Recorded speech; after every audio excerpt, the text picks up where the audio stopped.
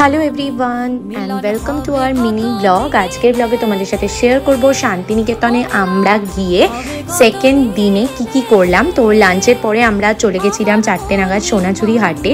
সোনাঝুরি হাটে তো তোমরা জানোই সুন্দর বাউল গান হয়, তার সাথে হয় নাচ, তার সাথে সুন্দর সুন্দর শাড়ি, কুর্তি, জুয়েলারি, মানে আইডিয়াল প্লেস ফর শপিং। যারা শপিং করতে ভালোবাসো, শান্তিনিকেতনে জিনিসপত্রের একদম কি বলবো খাজানা যাকে বলে, খুবই সুন্দর। তো ওখান থেকে বেরিয়ে আমরা চলে গেছিলাম কঙ্কালী তলায়, যেটা 51 সতীপীঠের অন্যতম পীঠ, যেখানে মা দুর্গার কাঁখ বা কোমর পড়েছিল। তো সেখানে আমরা গিয়ে পুজো দিলাম, শনিবার ছিল, ফাঁকাই পুজো দেওয়া হয়ে গেছিলো, খুব সুন্দরভাবে দর্শন করে ওখান থেকে বেরিয়ে আমরা তারপর গেছিলাম শান্তিনিকেতনের ফেমাস কিছু মিষ্টি ট্রাই করার জন্য, নটরাজ আর সর্বমঙ্গলা বলে দুটো মিষ্টির দোকানে।